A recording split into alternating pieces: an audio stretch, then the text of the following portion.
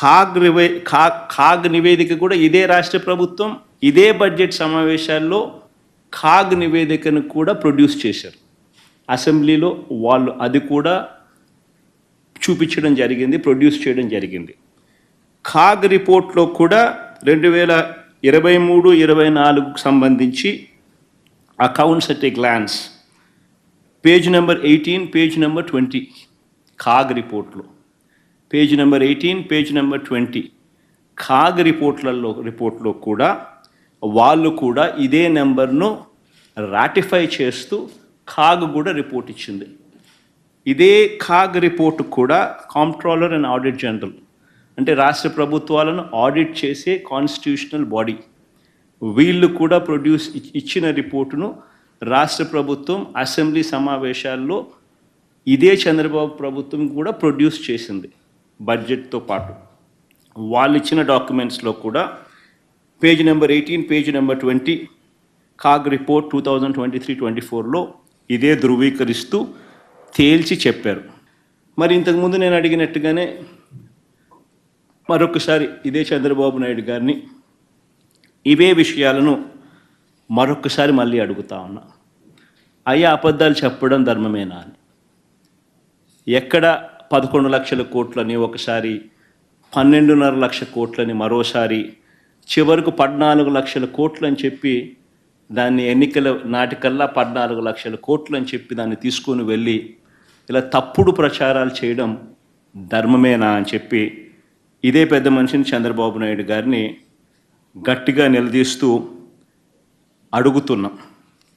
ఇదే మాదిరిగానే చంద్రబాబు నాయుడుకి సంబంధించిన తన ఎల్లో మీడియా ఇదే దుష్ప్రచారాన్ని కొనసాగిస్తూ ఏ రకంగా ఒక ఒక ఆర్గనైజ్డ్ క్రైమ్ ఎలా చేస్తారు అనేది ఇంతకుముందు కూడా చూపించినాం. అంటే వ్యవస్థీకృత నేరాలు చేసే ఒక వ్యవస్థ వీళ్ళకి మాత్రమే ఉంది.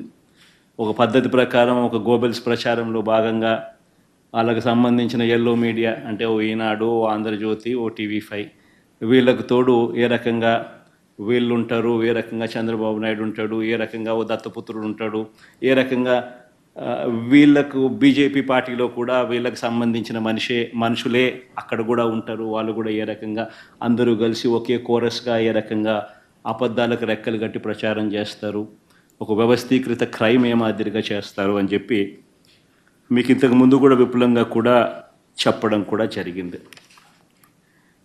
ఆశ్చర్యం ఏమిటనంటే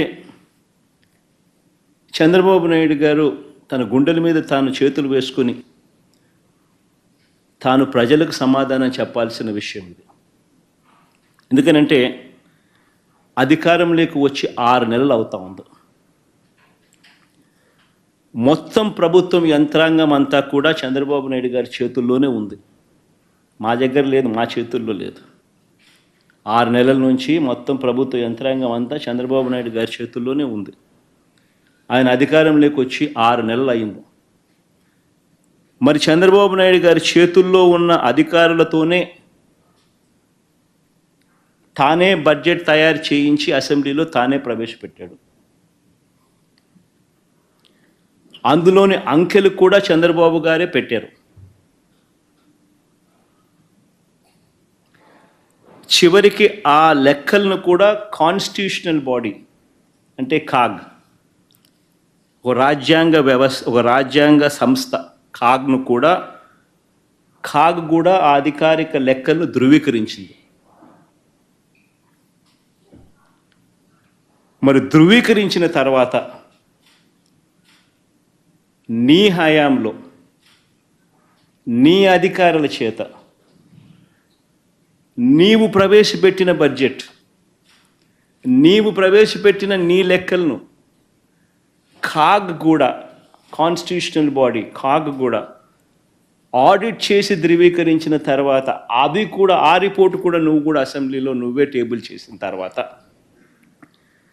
మరి నువ్వు చెప్పిన నీ లెక్కలు, నువ్వు చెప్పిన ఈ నెంబర్స్ మరి నువ్వే ప్రవేశపెట్టిన తర్వాత ఈ అప్పుల గురించి మీరు ఖరారు చేసిన వివరాల మీద మీరే ఒప్పుకోకపోతే ఇక మీరు అసెంబ్లీలో ఈ నెంబర్సు ఇవన్నీ ఎందుకు ప్రవేశపెట్టారు? మీరు పెట్టిన వాటి మీదనే మీరే అసెంబ్లీకి సాక్షిని చేస్తూ అసెంబ్లీకి ప్రవేశపెడతారు. పెట్టిన తర్వాత మీ మంత్రులు మీరు మళ్ళీ బొంకుతారు. 6,46,000 కోట్ల అప్పులు ఉన్నాయని మీరే ప్రవేశపెట్టి మీరే లేదు 6,46,000 కోట్లు కాదు 10,45,000 అని ఎవడు అంటాడు, ఇంకో నెంబర్ అంటాడు, ఇంకోడు అంటాడు, చంద్రబాబు నాయుడు గుంజిని తీస్తానంటాడు. ఇంకా వస్తే మీరు పక్కకు వస్తే మీకు చెప్తాను, ఇంకా ఎక్కువ ఇంకా వేరే నెంబర్లు చెప్తానంటాడు. మరి చంద్రబాబు నాయుడు అసెంబ్లీకి ప్రవేశపెట్టిన ఆ డాక్యుమెంట్స్ మీద, తన హయాంలో తానే ప్రవేశపెట్టిన ఈ డాక్యుమెంట్స్ మీద తానే అసెంబ్లీలో ఒకటి ప్రవేశపెట్టి ఇంకొక మాటలు తాను మాట్లాడుతూ ఉన్నాడు అని అంటే కేవలం సూపర్ 6, సూపర్ 7 హామీలను ప్రజలు ఎందుకు నువ్వు ఇవ్వడం లేదని నిలదీస్తారు అని ఒకే ఒక్క కారణం చేత బొంకిందే బొంకుల బాబు అని చంద్రబాబు నాయుడుని ఎందుకు అనకూడదు?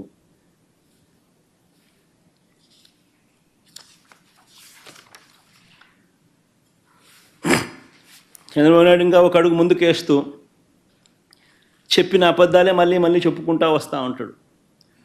స్పిల్ ఓవర్ అకౌంట్స్ మీద కూడా ఒక ఇదే రకమైన దుష్ప్రచారం. ఈరోజు నేను చూపిస్తా ఉన్నా, ప్రతి సంవత్సరం మామూలుగా స్పిల్ ఓవర్ అకౌంట్స్ ఉంటాయి. ప్రతి సంవత్సరం, ఈ సంవత్సరం నుంచి కాస్త కూస్తూ నెక్స్ట్ ఇయర్కి మళ్ళీ స్పిల్ ఓవర్ అనేది ప్రతి బడ్జెట్ నుంచి ఇంకొక బడ్జెట్కు స్పిల్ ఓవర్ అనేది సర్వసాధారణంగా స్పిల్ ఓవర్ బిల్స్ అనేది ఉంటాయి. చంద్రబాబు నాయుడు గారు 2019లో దిగిపోతూ తాను స్పిల్ ఓవర్గా తాను బకాయిలు పెట్టిన బిల్స్ మాకు ఇచ్చిపోయిన బిల్సు, ఆ బిల్సు మేము కట్టిన బిల్సు ఎంత అని చూస్తే 42,183 కోట్ల రూపాయలు మేము కట్టాం. ఆయన ఎక్కడెక్కడ బిల్స్ పెండింగ్ పెట్టిపోయాడు అని చెప్పి ఇంతకుముందు చాలా సుదీర్ఘంగా కూడా చెప్పాను. మళ్ళీ అకౌంట్స్ను మళ్ళీ చెప్పాలి అని అంటే మళ్ళీ ఒకసారి ఇక్కడంతా కూడా కనపడతా ఉన్నాయి. ఆరోగ్యశ్రీకి ఏ రకంగా 680 కోట్లు పెట్టాడు, విత్తన బకాయిలకి ఏ రకంగా 960 కోట్ల రూపాయలు తాను ఏ రకంగా ధాన్యం సేకరణ బకాయిలు, విత్తన సేకరణ బకాయిలు 360 కోట్లు, ఇట్లా రకరకాలుగా ఏ రకంగా పెట్టుకుంటాడు. పవర్ బిల్స్ ఏ రకంగా, పవర్ సబ్సిడీ ఏ రకంగా తాను ఇవ్వకపోవడం వల్ల తాను డిస్కాములకు పెట్టిన బకాయిలు ఏ రకంగా ఉన్నాయి అన్నీ కూడా చూసుకుంటే మొత్తం consumer affairs food and civil supplies 5,786 కోట్లు, ట్రాన్స్పోర్ట్ డిపార్ట్మెంట్ 180 కోట్లు, women and child welfare department 265 కోట్లు, హ్యాండ్లూమ్స్ అండ్ టెక్స్టైల్స్ 19 కోట్లు, అగ్రికల్చర్ డిపార్ట్మెంట్ 2,378 కోట్లు, ఏపీ సీడ్ డెవలప్మెంట్ కార్పొరేషన్